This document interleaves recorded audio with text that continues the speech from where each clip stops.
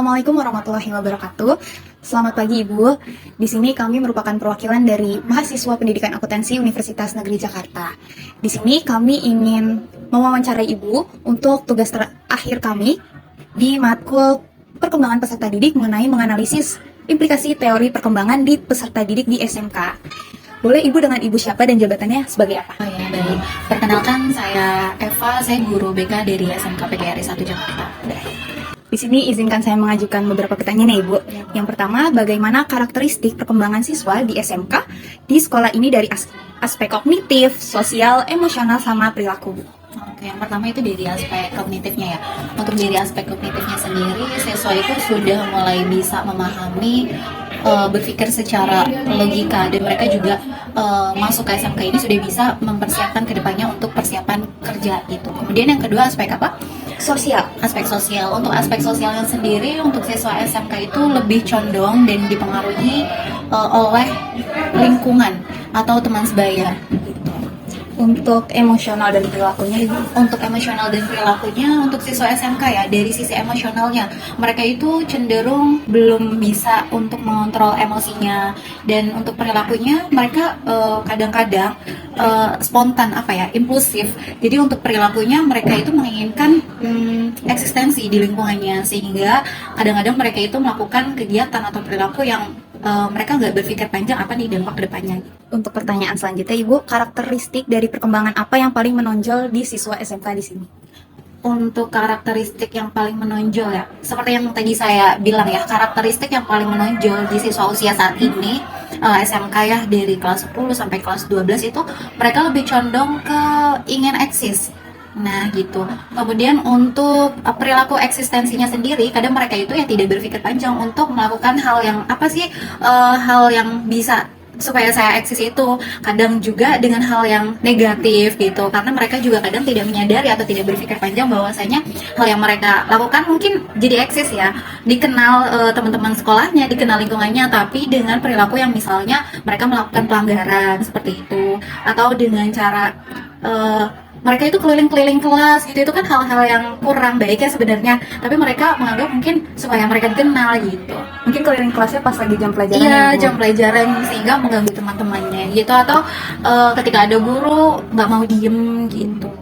Oke, untuk pertanyaan yang ketiga Ibu, permasalahan perkembangan apa yang paling sering dialami siswa?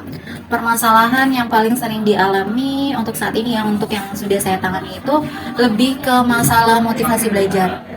Ya, motivasi belajar, biasanya itu motivasi belajar sendiri dipengaruhi dari banyak hal ya, entah dari lingkungan keluarga, lingkungan teman, atau bahkan memang dari pribadi individunya sendiri gitu. Berarti itu merupakan faktor-faktor juga ya Bu, dari ini aspek yang menyebabkan permasalahan yang perkembangan gitu. Iya, betul. Untuk pertanyaan selanjutnya, bagaimana dampak permasalahan perkembangan tersebut terhadap proses belajar dan juga kehidupan siswanya? Dampak masalah perkembangan, apalagi masalahnya motivasi belajar ya. Masalahnya motivasi belajar tentu nantinya akan berpengaruh ketika dia di kelas. Contohnya seperti tugas mereka lengkap dikerjakan atau tidak, atau bagaimana respon dia ketika guru mengajar, apakah fokus atau tidak gitu, atau bahkan mereka justru malah males-malesan ketika guru mengajar, entah dengan main handphone atau tidur di kelas, kadang seperti itu. Dan sangat berpengaruh sekali juga motivasi belajar itu kepada tingkat siswa datang ke sekolah gitu. Kalau misalnya siswa itu kehilangan motivasi belajar, biasanya dampaknya ya mereka malas untuk masuk sekolah, atau bahkan mereka berangkat dari rumah tapi mereka beloklah, bolos gitu. Untuk pertanyaan selanjutnya, apakah terdapat siswa yang mengalami kesulitan dalam membangun hubungan sosial dengan teman sebaya atau gurunya? Dan bagaimana bentuknya Ibu? Oh iya, tentunya pasti ada ya. Bentuknya seperti introvert, menarik diri secara ekstrim bahkan. Jadi bisa dibilang ansos juga, menarik diri, dia tuh kesulitan untuk bersosialisasi dengan temannya atau bahkan dengan guru. Sampai ada juga siswa yang saya pernah tanganin ya, memang terlihat ya dari gestur tubuhnya, dari mimiknya juga, bahwasanya siswa ini introvert. Setelah diperdalam ya, memang bahkan dia untuk di sekolah aja jajan itu nggak pernah jajan, nggak pernah ke kantin, dan kalau ditanya itu ya jawab secukupnya aja. Dia juga kesulitan untuk bersosialisasi dengan temannya. Tapi kalau untuk kayak pengerjaan tugas, dia masih aman-aman aja ya? Untuk pengerjaan tugasnya aman, bahkan kecenderungannya siswa yang seperti itu tuh dia takut terhadap gurunya, sehingga tugas yang diberikan guru yang mereka kerjakan gitu secara lengkap gitu. Cuman kesulitannya ya bersosialisasi dengan temannya, dan sebenarnya mereka menangkap informasi dari gurunya itu lumayan cukup baik ya. Hanya saja mereka itu tidak ada keberanian untuk bertanya di kelas gitu. Biasanya lebih cenderung mereka itu bertanya ketika berdua dengan gurunya, atau ya apa ya, Mungkin saat sesi konseling kalau iya, berdua gitu. iya, atau misalnya gurunya saat nyamperin di mejanya baru dia berani untuk bertanya. Tapi pada akhirnya siswa tersebut punya teman di sekitarnya Bu, atau kayak teman-temannya mencoba untuk menarik dia berteman gitu atau gimana? Mungkin kalau dari teman-temannya sih menarik diri ya untuk dia ikut berteman juga, tapi dari pribadinya dia udah nyaman dengan kondisi dia seperti itu, akhirnya ya menyendiri gitu. Selanjutnya, bagaimana pengaruh penggunaan teknologi dan media sosial terhadap perkembangan siswa serta kegiatan belajar mereka? Pengaruh teknologi ya, kalau untuk dari sisi positifnya tentu banyak juga ya. Contohnya seperti informasi, kemudahan mereka untuk belajar ya, mencari informasi, dan apalagi SMK itu kan sekolah kejuruan ya, diperuntukkan untuk nanti kedepannya siap kerja, jadi mudah juga untuk mengakses informasi-informasi terkait dengan loker atau magang gitu, tempat PKL gitu. Kemudian untuk negatifnya ya, pastinya ada positif negatifnya ya. Untuk teknologi sendiri seperti penggunaan HP, kalau misalkan siswa itu nggak bijak saat penggunaan HP, biasanya siswa itu menggunakan handphone pada saat belajar dengan cara yang kurang bijak, seperti main game atau kelamaan scroll media sosial ya, TikTok segala macam, dan tentunya itu juga nantinya akan berpengaruh kepada perilaku dia di kelas gitu. Contohnya kayak misalnya malamnya dia sering scroll TikTok, begadang, itu kan pengaruh juga ya teknologi. Jadi ngantuk di kelasnya, berangkat sekolah kesiangan gitu. Tapi kalau misalnya di SMK Pagari ini sendiri tuh penggunaan gadgetnya tuh dibebasin, atau kayak kalau misalnya di pelajaran dia harus off gitu semua gitu? Sebenarnya untuk penggunaan gadget itu ketika siswa belajar diharuskan untuk dikumpulkan, tapi ada juga guru yang memang ketika dibutuhkan untuk menggunakan handphone ya akhirnya dikembalikan ke siswa, tapi setelah itu nantinya akan dikumpulkan lagi. Tapi kadang gitu siswa ada juga yang ya memanfaatkan hal itu gitu, tetap aja main game atau menggunakan sosial media gitu. Baik, pertanyaan selanjutnya, program atau layanan apa yang diberikan sekolah untuk mendukung perkembangan siswa? Untuk mendukung perkembangan siswa ya, dari BK sendiri biasanya kita itu programnya bimbingan individu, klasikal, dan kelompok. Apalagi untuk siswa kelas 12 ya, itu pastinya kita itu akan memberikan informasi terkait dengan jenjang karir kedepannya, seperti informasi kerja atau kuliah. Biasanya kita menyebarkan informasi itu juga melalui sosial media, media sosialnya PGRI dan WhatsApp group gitu. Nah, baik, selanjutnya, bagaimana cara sekolah menangani siswa yang mengalami masalah perkembangan, penyelesaian diri, dan motivasi belajar? Biasanya untuk penanganannya sendiri kita telah dulu nih, kita tahunya dari pengisian kuesioner atau minat bakat siswa gitu, dan kolaborasi dengan wali kelas dan guru mapelnya gitu. Misalnya kan kita bisa mengetahuinya dari siswa itu ada tanda-tanda ya, kayak misalnya pengumpulan tugasnya itu kurang, mengerjakan tugasnya juga tidak dikerjakan gitu. Nantinya kita akan panggil siswa itu untuk kita konseling individu. Nah, dicari akar permasalahannya itu di mana, apakah ada masalah dengan keluarganya, atau ada masalah di kelasnya, atau bahkan masalah motivasi diri dia sendiri. Kita cari akar masalahnya di mana, nantinya kita akan berkolaborasi untuk membangkitkan motivasi belajarnya siswa kembali dengan guru, wali kelas, atau bahkan dengan orang tua gitu, pemanggilan orang tua sih terkait dengan informasi perkembangan belajar siswa di sekolah ini gitu. Lalu menurut Ibu, apakah layanan dan program pendidikan di sekolah sudah sesuai dengan kebutuhan perkembangan remaja?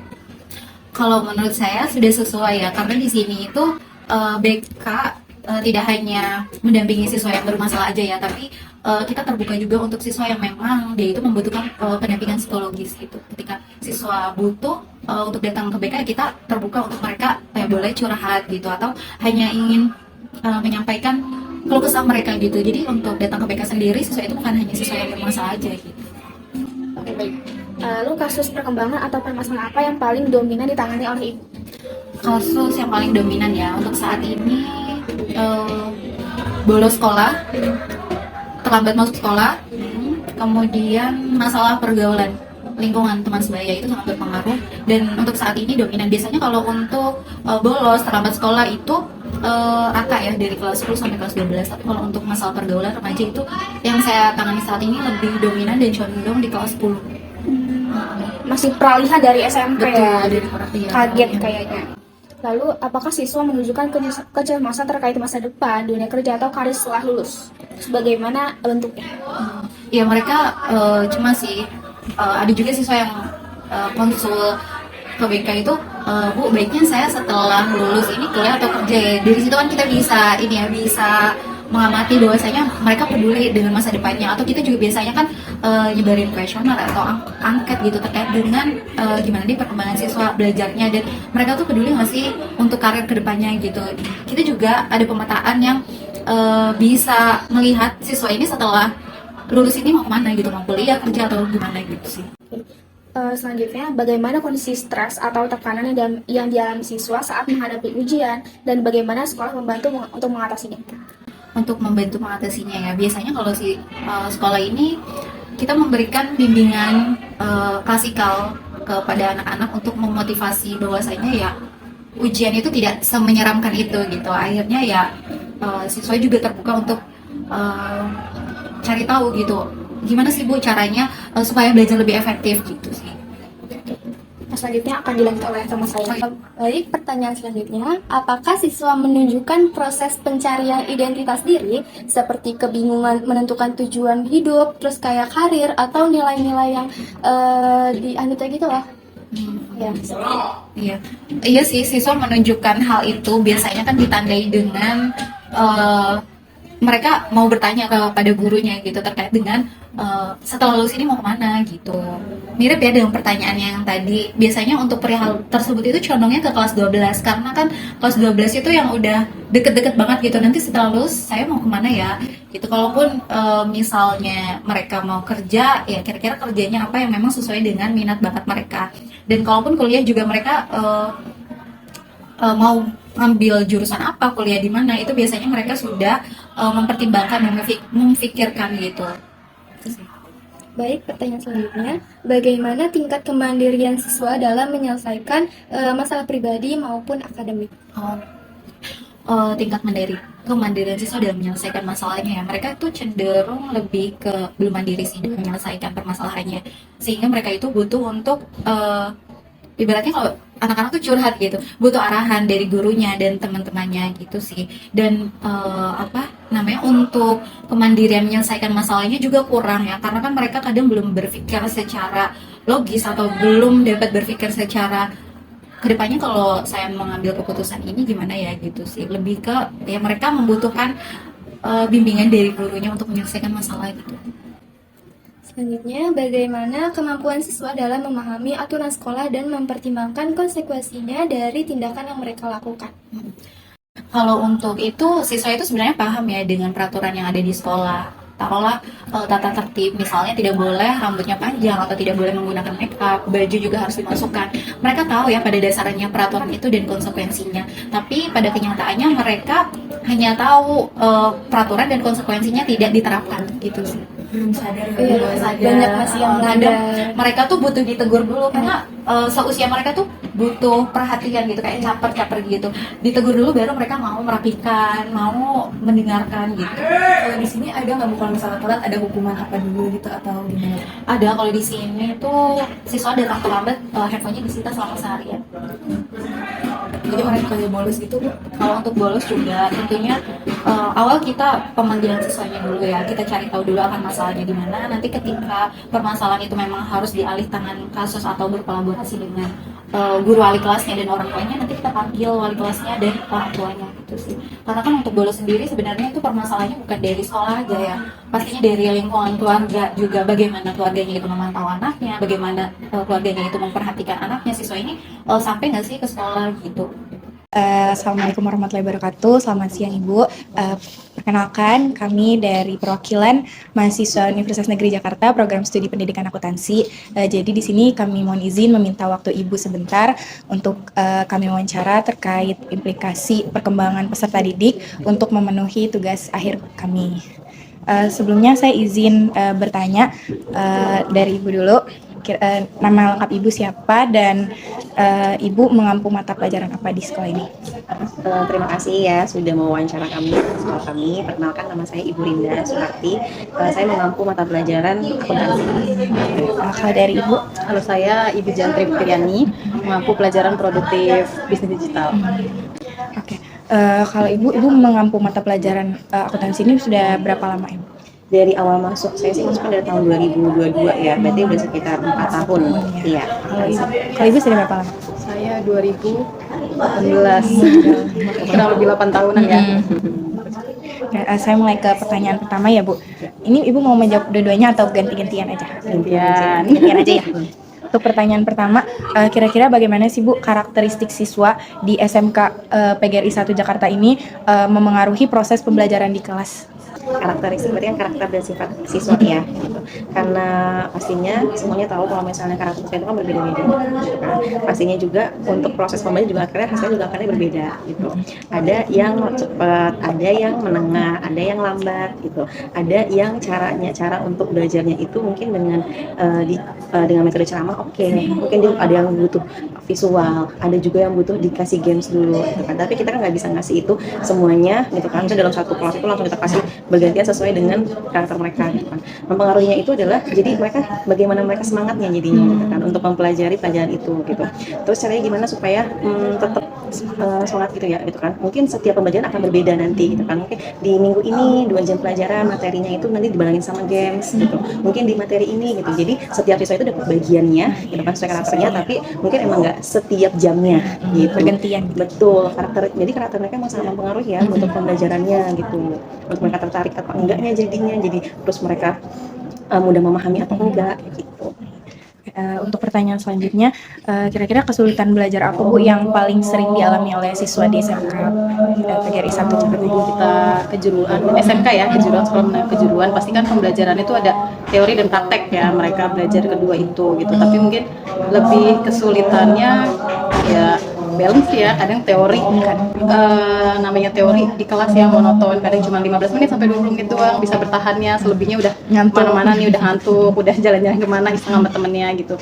Terus kalau praktek, berhubung saya bisnis digital ya, mungkin kalau praktek ya pastinya di lab ya, laboratorium gitu, kita pantau kasusnya satu persatu, terus menggunakan media pembelajaran yang digital ya, sudah berbasis digital. Mungkin anak sekarang ya handphone sih punya ya, pasti pada punya, cuman keterbatasannya kadang masih, tadi aja baru disampaikan ya lagi praktek MSO gitu, untuk masalah Microsoft Word aja yang basic gitu kadang masih sulit paham gitu dasarnya, seperti itu sih gitu. Paling ya lebih diperhatikan kayak satu persatu siswanya kan, anaknya seperti itu. Untuk pertanyaan selanjutnya, bagaimana Ibu sebagai guru itu menyesuaikan metode pembelajaran dengan karakteristik dan kebutuhan perkembangan siswa? Menyesuaikan dengan perkembangan kebutuhan gitu. Untuk itu kan pasti kita ada namanya tuh lihat dari awalnya bagaimana anak-anak ya, karena pas awal kita ketemu gak mungkin langsung bisa mengidentifikasi nih anaknya tuh gimana gitu kan, cara belajarnya gitu kan, emosinya bagaimana gitu kan. Tentunya itu dengan beberapa pertemuan juga dengan beberapa kali kita ngobrol gitu. Nah, menyesuaikannya itu tentu kita sudah tahu dulu siswanya seperti apa gitu kan. Terus jika sudah tahu siswanya seperti apa, gimana nih cara kita menyesuaikan dengan siswanya gitu kan. Tapi tentunya bukan dengan berpihak ya gitu kan, tetap semuanya merasakan gitu. Yang tadi saya bilang awal tuh yang pertanyaan pertama gitu, mungkin metode belajar mereka beda-beda gitu kan, akan saya kasih tapi nggak setiap hari dikasih seperti itu gitu aja, semuanya akan merasakan. Mungkin itu menyesuaikannya, dan juga pastinya akan saya kasih tahu gitu ke mereka gitu kan, ada beberapa metode belajar berbeda-beda gitu, nggak bisa di semuanya tuh harus maunya kemauan dia gitu kan ya. Berarti mereka pun guru yang menyesuaikan, anaknya pun juga menyesuaikan, kan enak ya, sama-sama gurunya berusaha untuk ngasih metode yang mereka mau, mereka pun juga menghargai metode yang kita kasih gitu. Jadi dikasih tahu si anak gitu kan ya. Apalagi kalau pas baru masuk kelas 10 ya gitu kan, masih ada jiwa-jiwa anak SMP-nya gitu, masih banyak harus dikasih tahunya gitu. Jadi mereka memahami gitu. Iya, harus saling menyesuaikan gitu ya Bu.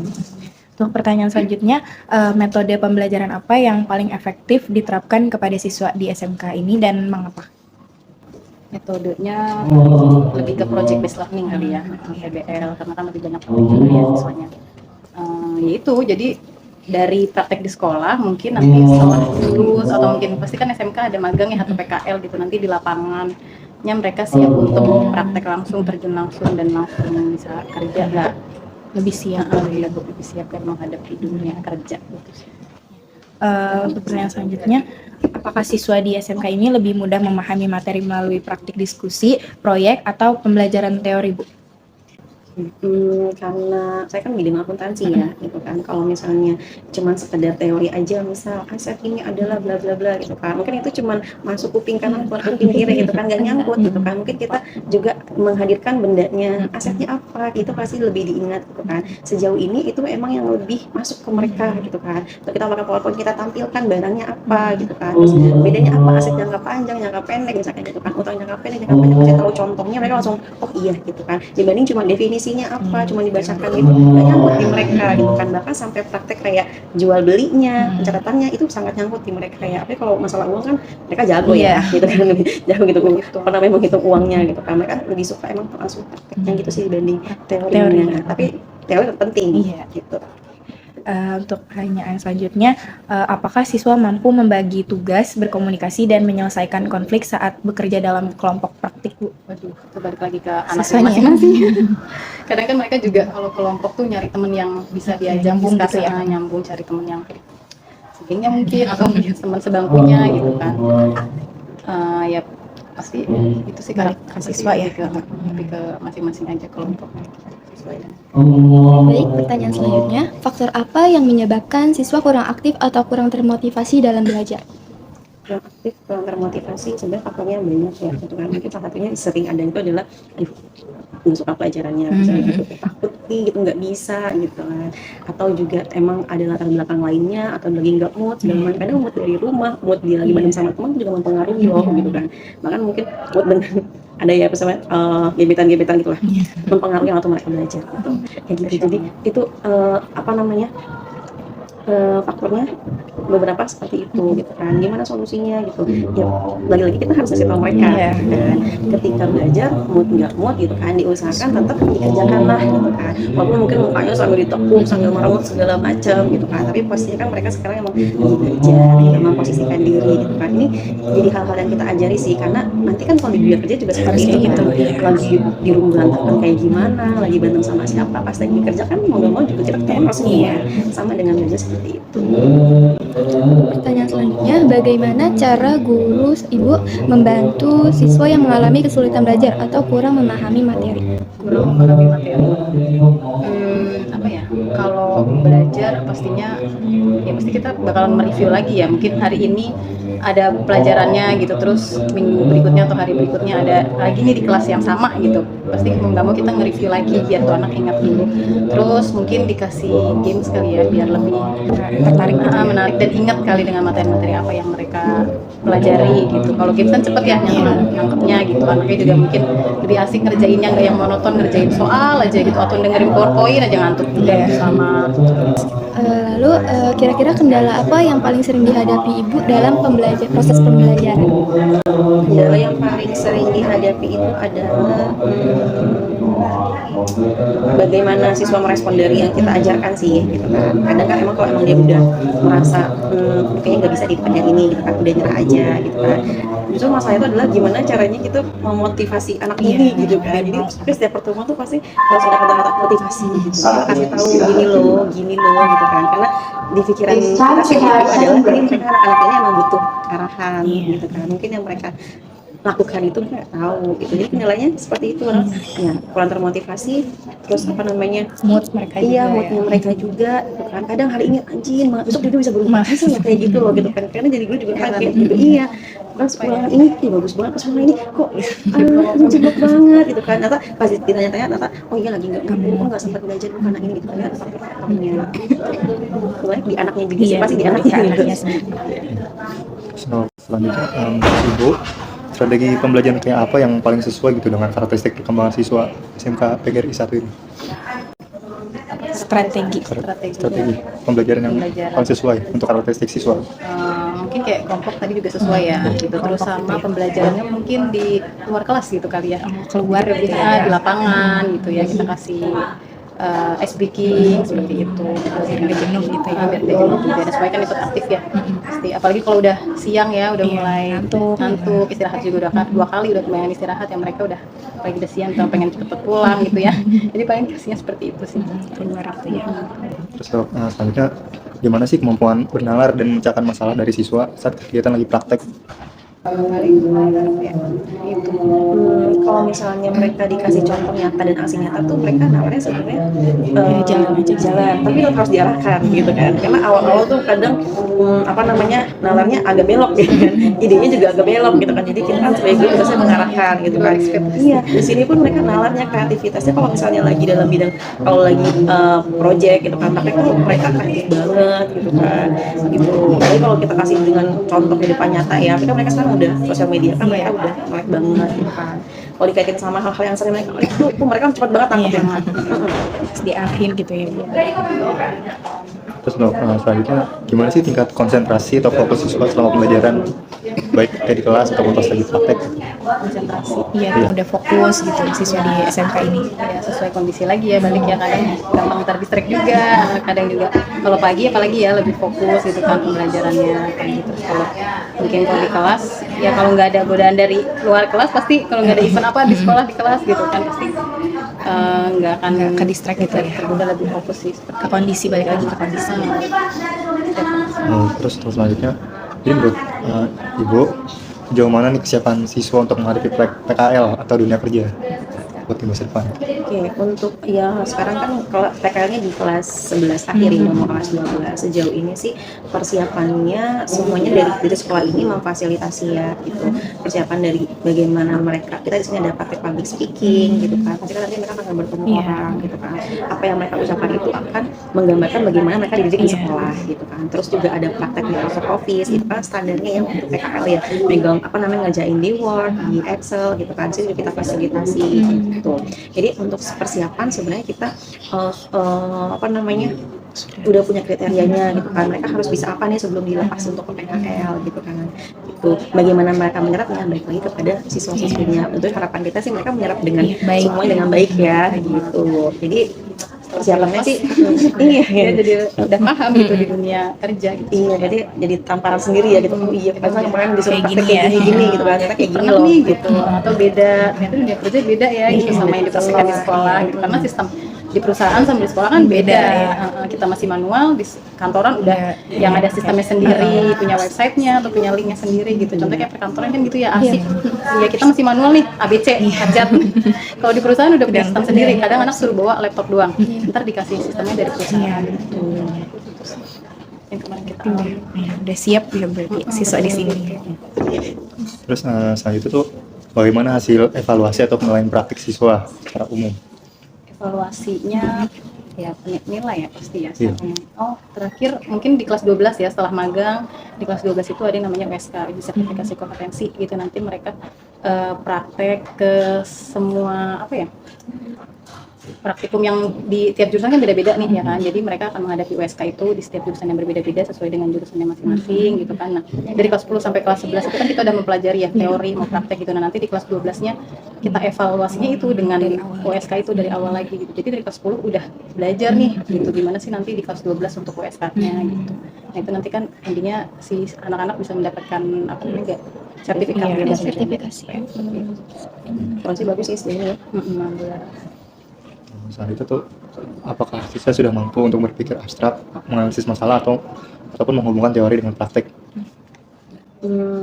Sejauh ini kalau saya kaitkan dengan bidang akuntansi ya, kadang kan ada kayak sekarang misalnya tentang dolar gitu kan, dan dengan rupiah bagaimana gitu kan, ketika dia diskusi ke anak itu pasti awal-awal mereka ngawang-ngawang nih, maka mereka nggak tahu apa sih pengaruhnya gitu kan. Lagi lagi kita harus mengarahkan, ngasih informasi dan mereka ini emang lagi di fase kan yang mau belajar ya gitu kan, emang lagi pengen nerima informasi yang banyak gitu. Jadi ketika mereka tahu informasi, ternyata gini, apalagi kita kasih tahu nih, ini loh nanti akibatnya di kehidupan kalian segini gitu kan, sebagai pelajar kayak gini, jadi mereka akan tertarik gitu. Jadi gimana mereka benar antara teori gitu kan dengan nyatanya tuh mereka bisa ternyata gitu kalau misalnya kita kasih pemahamannya dengan baik dan jelas gitu.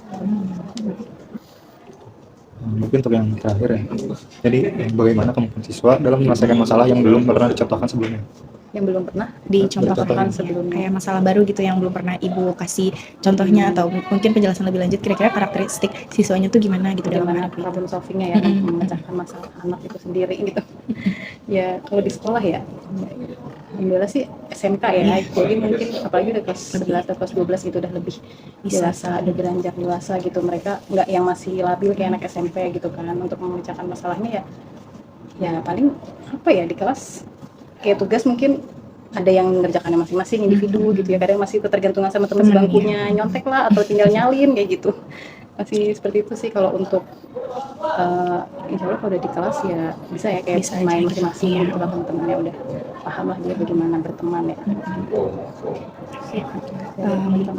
Oke, sekarang kita udah bersama siswi dari SMK PGRI 1. Sebelumnya perkenalkan, kami dari mahasiswa UNJ Prodi Pendidikan Akuntansi 2025. Sebelumnya perkenalkan, aku Kayli Faiko, kalian bisa panggil aku Aiko. Dan teman saya Aulia Dela, bisa dipanggil Kadela. Untuk sebelumnya boleh perkenalkan nama terlebih dahulu. Halo, perkenalkan nama aku Prameswandari.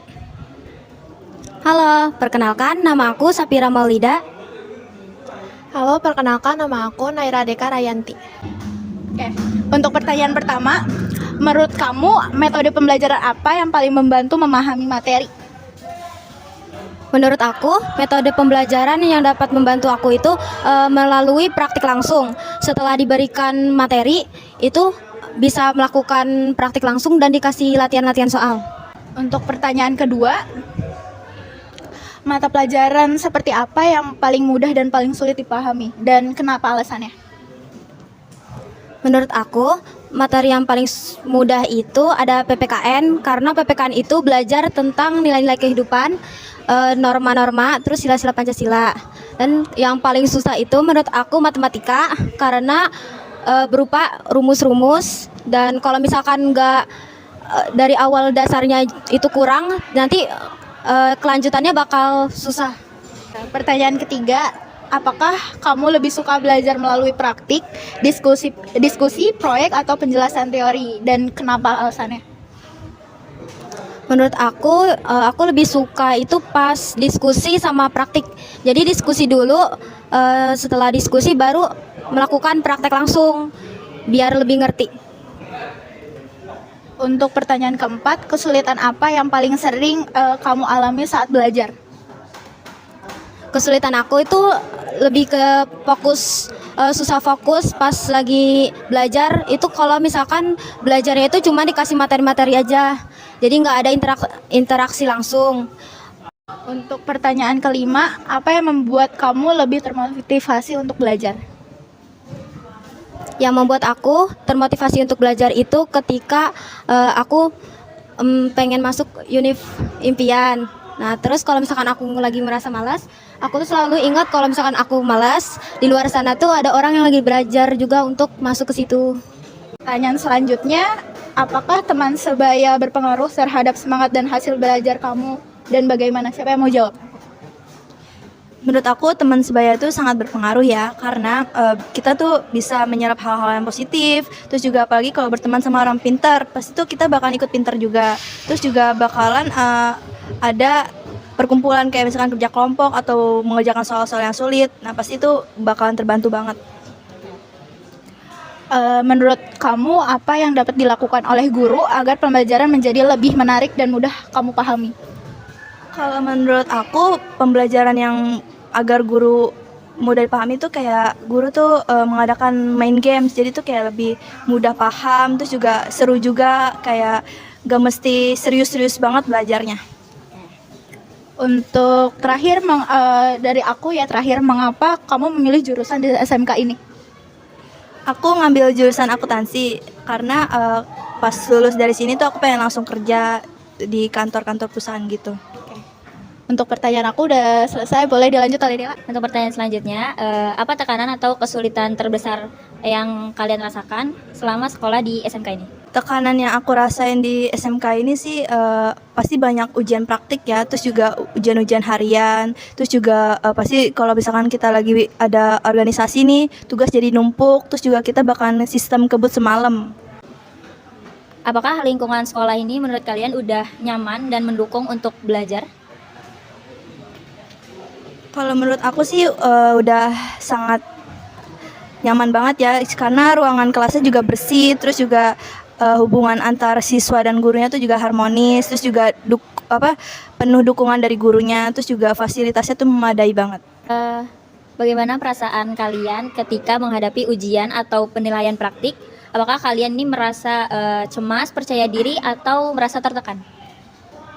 Kalau aku sedikit cemas, tapi aku harus tetap berusaha buat fokus pada ulangannya dan percaya diri. Menurut kalian, apakah kalian ini sudah memiliki gambaran yang jelas mengenai cita-cita atau pekerjaan yang ingin kalian lakukan setelah lulus? Kalau aku udah memiliki gambaran buat cita-cita aku nanti yang sesuai dengan minat dan kemampuan aku. Seberapa sering sih kalian mengatur sendiri jadwal belajar atau tugas sekolah tanpa harus ada yang mengingatkannya?